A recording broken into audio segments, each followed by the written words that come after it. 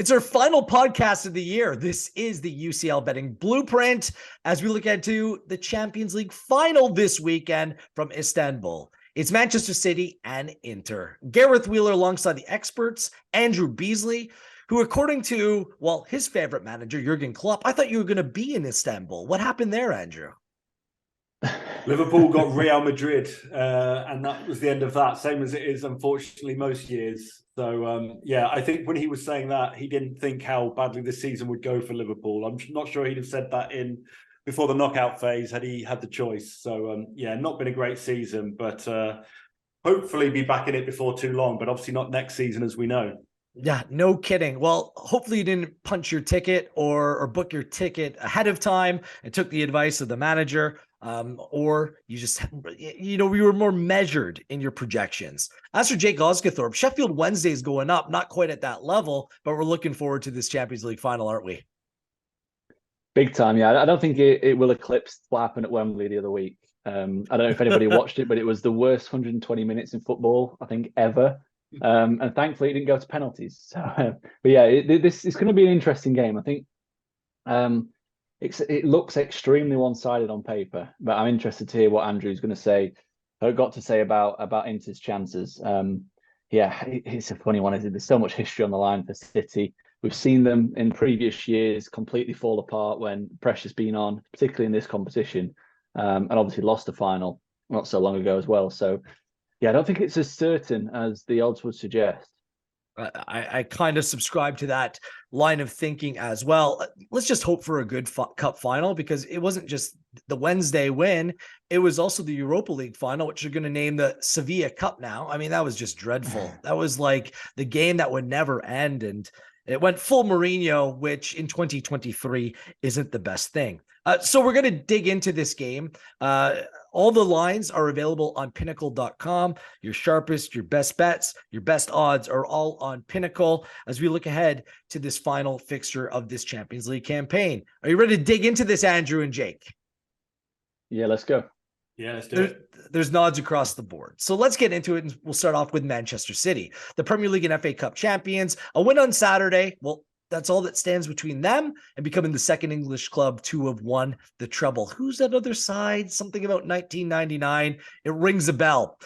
4 wins, 2 draws in the group stage for City, in a group featuring Dortmund, the Europa League champions at Sevilla and Copenhagen, and the best expected goal differential according to Infogol of all the teams in the group stage at 10.3. The road to the final included really cruising past Leipzig in the round of 16 that featured a 7-0 thrashing at home. The quarterfinals outclassing a very good, yet seemingly dysfunctional Bayern Munich side with a 3-0 first leg victory, once again at home, and a second leg home demolition job, 4-0 over Real Madrid, making their way through the semifinal into this year's final. Interesting to note, the away games in each of those 3 knockout round ties all ended in a 1-1 draw. Now, Erling Haaland scored the most goals in the Champions League with 12 in 9 and had an XG of 10.36 according to Infogol across the competition. That equates to a 1.43 expected goals per match, which is also a tournament best. Haaland overall this season, 52 goals in 52 games in all competitions. Wow. City also won the Premier League on 89 points, scoring the most goals with 94 in 38 games, and in conceding the joint fewest with 33, and also had the best XG and the lowest expected goals against, an incredible 47.8 expected goal differential for the season. They also beat Manchester United last weekend in the FA Cup final. The final was 2-1. Their only real question heading into this game, Kyle Walker's been dealing with a bit of a back injury, so we'll see on that.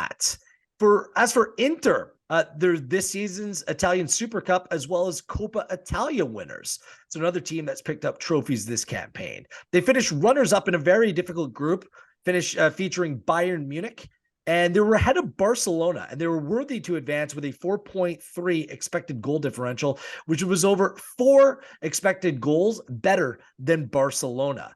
5 clean sheets across 6 knockout round games. 1 goal was enough against Porto in the round of 16. A first leg 2-0 victory over Benfica before a 3-3 draw in the second leg. The 3-3 draw, there was 2 late goals by Benfica, which made it look a little bit closer than it actually was. Then they were in complete cruise control in a 3-0 aggregate triumph over the rivals in AC Milan. Edin Dzeko, 4 goals in 12 games, including 10 starts. In this competition, he's their leading goal scorer, although goals can kind of be spread out. Lautaro Martinez, Romelu Lukaku, who's been injured for the bulk of this campaign, has actually scored 5 goals in his last 5 games. Inter finished 3rd in the Serie A, 2nd most goals scored in the Italian division. That translated into an XG of 67.5 according to Infogol, which was just 0.5 less than Napoli. So that's a decent number for a side that's billed or dubbed to be very defensive in terms of the way they play. Their 31.7 expected goal differential was also 2nd best, only behind the Serie A winner. And they finished the season in all competitions playing 13 games. They won 12 of them and they only lost 1. So they come in really good form into this one. It's also worth mentioning Dzeko was part of the City side that won the Premier League titles twice over the course of his span with the club, 2010 to 2015, ended up scoring 72 goals in 189 games. Is also worthwhile mentioning a bunch of familiar faces on the United equation. And that comes into play because of this whole trouble business. Darmian, Mkhitaryan, and Lukaku, all former Manchester United players. Mkhitaryan and Correa are questionable heading into this game as they're trying to recover from injury. Skriniar has returned from back surgery, but he's unlikely to play from the start in this game. Incredibly, neither of these sides have ever played one another in a competitive fixture. They played twice in preseason tournaments, and this stadium, Ataturk Olympic Stadium, plays some good memories for one Andrew Beasley. They hosted the 2005 Champions League final, the Miracle of Istanbul, from 3-0 to 3-3 to Liverpool beating AC Milan in penalties as well. As for this competition, the last 3 Champions League finals all finished 1-0. And the last 4 finals finished with a score to 0 in those games, and all 4 played to an under 2.5 goal total. City have never won the Champions League before. Were runners up to Chelsea 2 years ago, and Inter were the last Italian side to win the Champions League. That came back in 2010, a 2-0 win over Bayern Munich, and they've won it 3 times overall and finished twice as runners up. Manchester City, the favorites heading into this game at minus 209. Thus far on Pinnacle, Manchester City to win outright is taking 78% of the money that's coming in to Pinnacle at this time. The spread is set at 1.25 for this game, and the total is set at 2.75. So enough out of me. Let's turn to our experts and have their expertise and their opinion take it from here. So Andrew, based upon this context of this final, City are pronounced favorites ahead of this game. I'm wondering how you see this Champions League final playing out. Well, I think the first thing we have to mention is just how sort of one-sided it is in the market compared to previous Champions League finals. I mean, you look at the last 4 finals and the favourite went off at somewhere between minus 103 and 102, basically even money, give or take. City were minus 209 when you just spoke then. I'm looking at the screen now, it says minus 211. The price is sort of changing all the time. I went back through the last 19 Champions League finals, and Pinnacle's most one-sided prior to this was in 2015. They had Barcelona at minus 161. And that's the most one-sided we've had since 2004. Wow. City are way beyond that at minus 211. I suppose that 2015 final, Juventus against Barcelona, somewhat similar. You've got a sort of former Pep Guardiola side against an Italian team. Barcelona won quite easily. I think Manchester City are expected to win, quite easily. But I'm not sure it's going to be straightforward. I mean, I'm not sure I'd be going near it at that price myself. One thing I've noticed, obviously, anyone who's seen Inter this season will know they play a 3-5-2. If you look at their scores and fixtures on FBref, there's one game they didn't play a 3-5-2, and apparently they played a 3-1-4-2. So I'm not quite sure what the difference was that day. So I think we can be certain what Inter are going to do. Clearly, we don't know what City are going to do. Well, we can probably guess, but of course, Pep Guardiola has this history of making unusual decisions in these big matches. But what we can say from the Premier League this season, if you look at all of Manchester City's games, their average expected goals for all games was 2.24 for and 0.99 against. But if you look at their 8 games against teams with a back three, it dropped to 1.634 and 1.29 against, a difference of just 0.34 in their favour. Now, I'm sure Inter would probably settle for that. They'd probably take that right now if you offered it to them and sort of take their chances on that. But we have seen that back threes have managed to sort of restrain City somewhat. Now, in fairness, they did win 6 of those games. It's not like they struggled that much, but they did lose to Brentford. They did lose to Tottenham, who played with a back three against them. So with that in mind, while I do think City will win, I think it could be closer than a lot of people are expecting. And so I'm not really 100% sure where to go, but certainly I wouldn't be touching them at minus 211 for that reason. But I don't know if sort of Jake's got anything to agree or disagree with me on that one. No, nothing to disagree with there. It's a ludicrously short price for a one-off game. We talk about XG, we talk about data. That gives us a good insight generally as to what to expect over a long period of time, results-wise. But in a one-off game, literally anything can happen. What we saw last season from Real Madrid was the epitome of that. Every single game they played in, they were second best, lost the XG battle, somehow came through the tie.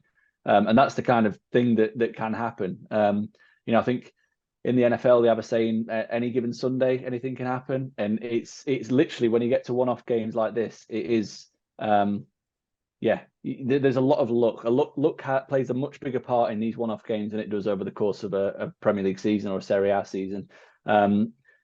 Which is why I think when Pep Guardiola comes out and said it's actually tougher to win the Premier League, I think he's right, because you've got to sustain that for 38 games as opposed to just one-off. I can't be touching City at that price just purely because of that, because there could be any kind of variance in Inter's favour in this one-off game. You could see them losing the XG battle 3 to 0.5 and winning 1-0. Like those kind of things can happen.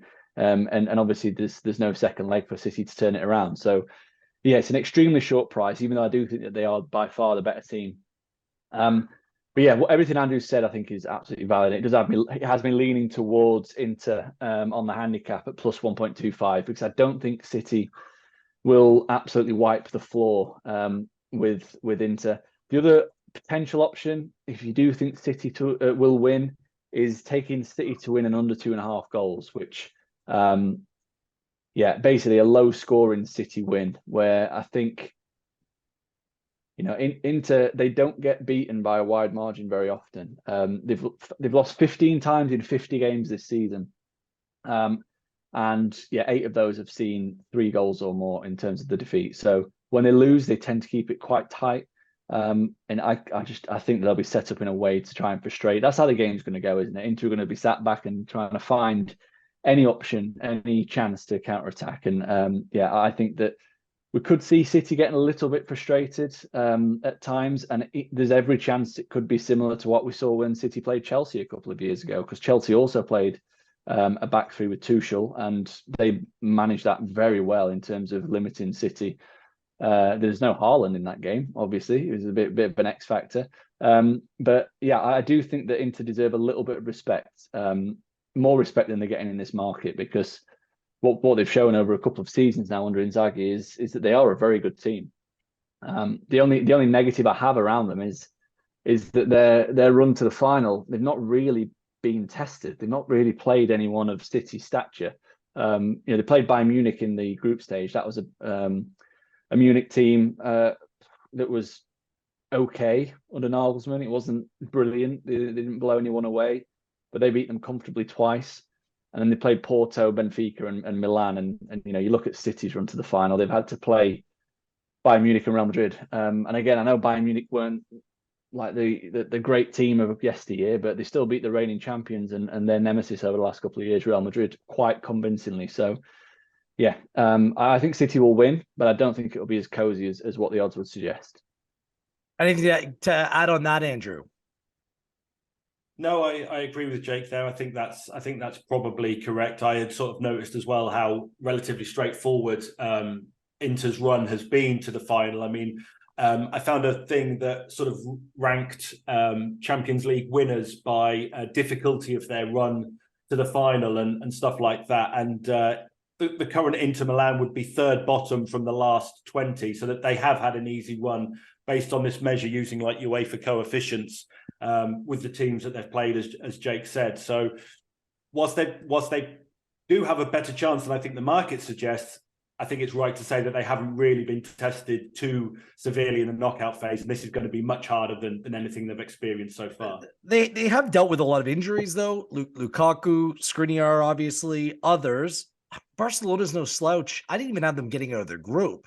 And then I know that we were all high on Benfica heading into the knockout phase, getting through a group with PSG. And I know that it might be revisionist history, but that wasn't an easy side. And obviously, whenever you play a derby against your rival in AC Milan, there's pitfalls there. And what I like about the way that Inter have gone through this competition, I think it's been mature. I think it's been composed. They've rarely looked odd or thrown apart by the occasion. So I think that reflects in the numbers and the data. I'm not sure if Jake, you want to pick up on that, but it's been a mature process. As for Manchester City, since they won the Premier League, I mean, 3 of their last 6 games, they've lost the XG battle, including in the FA Cup final against Manchester United. I'm not sure how difficult it's to reset or keep on going when it's stop, start, big game, time off. You know, there was a chance for them to kind of dip in form and then restart again. And we all know what this means, not only for City, but the legacy of Pep as well. Yeah, sure, he's going to be one of the greatest managers all time, but still winning the Champions League, that was the mandate going to Manchester City. This is clearly the priority competition, so I'm not sure what comes into that either. I'm not sure if you have any thoughts on any of that. And the other thing I just wanted to bring up quickly is you mentioned playing teams with 3 in the back. Andrew, it's Spurs that jump off the page to me. Under Antonio Conte, they always had a difficult time breaking down teams like that. And I don't think that Spurs, really had personnel at the back that warranted those kinds of results, those difficult results for City against Spurs. So I think it might be a decent reference point for a game like this. Jake, anything to pick up off there? Yeah, I'll just piggyback off the back of the Spurs point there. I think the comparison's fair. They play in a similar system, similar style. But I think the personnel that Inter have at their disposal is a lot worse, especially in forward areas, to what Spurs have to offer. I don't think Pep will look at this Inter team and be scared of them counter-attacking. Like they'll be, they might cause a few problems getting a few decent positions, but Dzeko and Lautaro doesn't scare you like Harry Kane and Heung-min Son. Like it really doesn't. And the midfield is okay. I think Barella's a very good footballer, but you're looking at you've got Mkhitaryan and Çalhanoğlu in there who, they're okay. I mean, Mkhitaryan was a flop in the Premier League. Çalhanoğlu is being a steady operator in Serie A.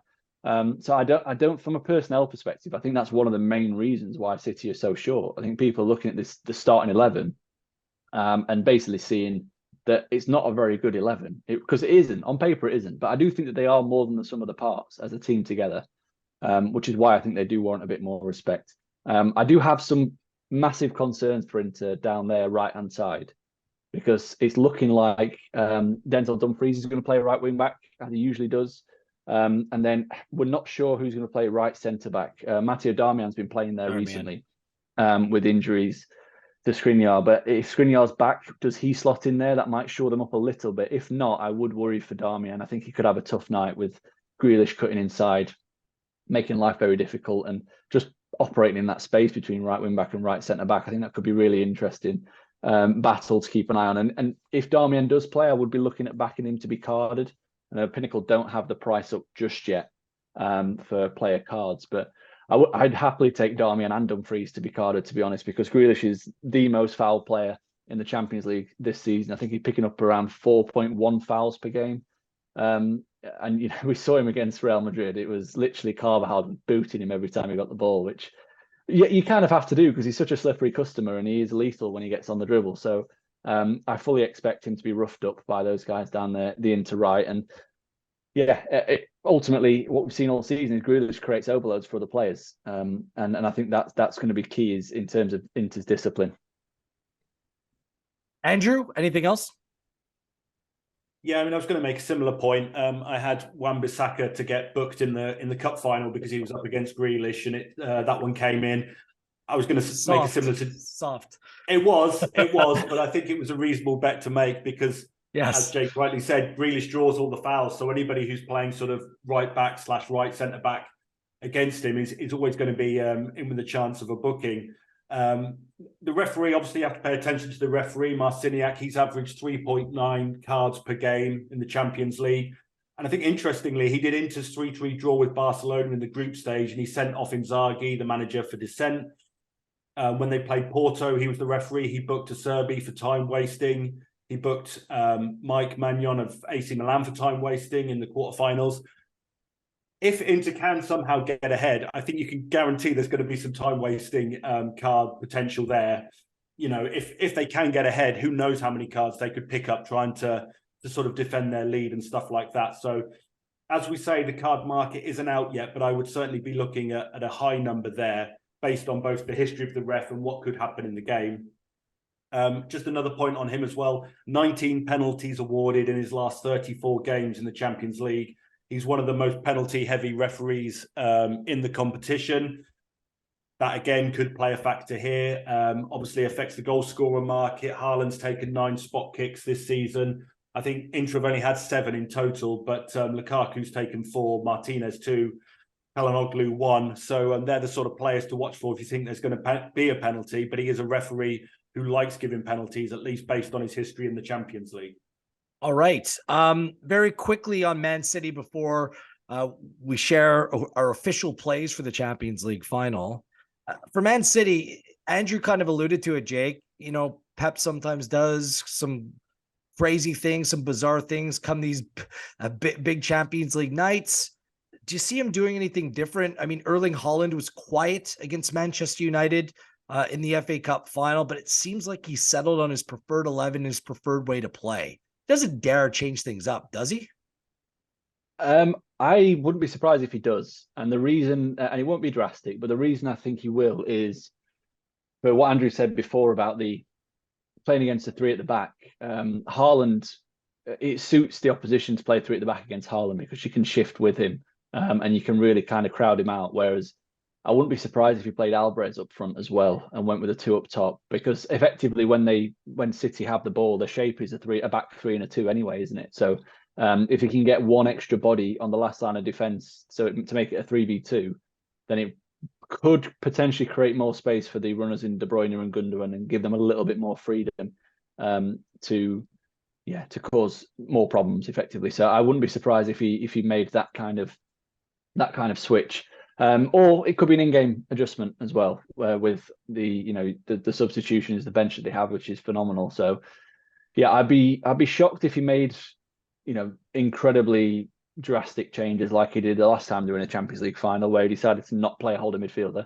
But I wouldn't be surprised to see him try something a little bit different, especially like you said, with how flat they looked in forward areas last week in the FA Cup final. What about you, Andrew? Can you see him rolling the dice, making a pronounced change? I mean, anything's possible, isn't it? But no, I think their system has been working really well for them this second half of the season. They've basically been playing the same system more or less every game, particularly in the big games. So I don't think he's going to change. He must surely have learned his lesson from that last Champions League final that Jake mentioned. So I think, no, they'll probably keep things as they are. I think you could probably pick the vast majority of their starting 11 now, assuming everybody's fit and stuff like that. I think Grealish will be on the left, and obviously Haaland and stuff like that. So yeah, no, I think it'd be fairly straightforward. And just to sort of reiterate what we've said, I think City will win, but I think it's going to be a low-scoring game. All right.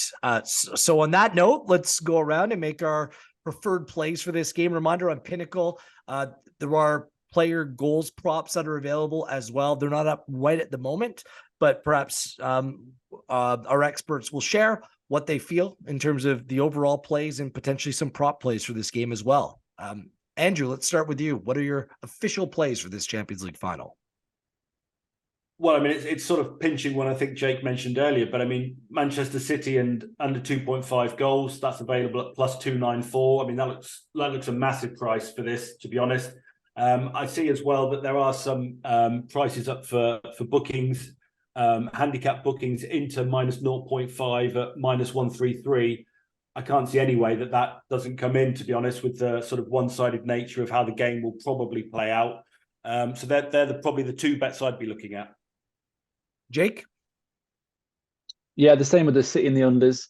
I wouldn't put anybody off just backing the line under 2.75 either. I think it's going to be a low scoring game. I could see it maybe in a 1-0, 2-0. That's at -112. Darmian Dumfries cards was something I'd keep an eye on depending on team news and price as well. And the other one I just highlighted was Rodri to score any time, which is at +921 at the moment. One of your It's a big favorites. price. One of your favorites. Yeah, there's a couple of reasons for this. We think the game's going to be quite tight, and generally when games are tight, they're decided by set pieces or strikes from distance because neither team can carve out a big opportunity. And Rodri's a threat from both. Champions League this season, he's averaged 1.7 shots per game, so he's hitting decent enough tallies. Most of those do come from outside the box, but we've seen this season in the Premier League how dominant City have been from set pieces. As a team, they've averaged 0.4 expected goals per game just from set pieces. So that it probably equates to around 4 shots from set pieces. The average header of an XG of a header from a corner is around 0.1. So Rodri is a big frame that can get chances from dead ball spots as well as pulling the trigger from distance. So yeah, I thought it was a bit of a big price, +921. Like I say, it is. If City do turn up and they're creating chance after chance, this bet's not really going to land because we're kind of relying on a tight-knit affair with very, very few opportunities and perhaps some Man City frustration that Rodri just unleashes one from the box. Right. Heading into this final, I'm pleased to say I think we all have similar leans in this game or similar feels to the way it's going to play out, which could be a brilliant thing. Who knows? We'll find out. My official play is Inter on the handicap 1.25 at -116. I also like the under 2.75 at -112. I'm tempted at the both teams to score no at -115, but I'm a little bit less keen because I think that you're getting a little bit more juice on the under, and I think it's going to be a low scoring game anyways. I'm hoping that City won't score like 14 seconds into this game. I'm hoping they don't score in the first half at all. I'd love to make a first half bet here because I think it might be cagey. It might be a little bit slow.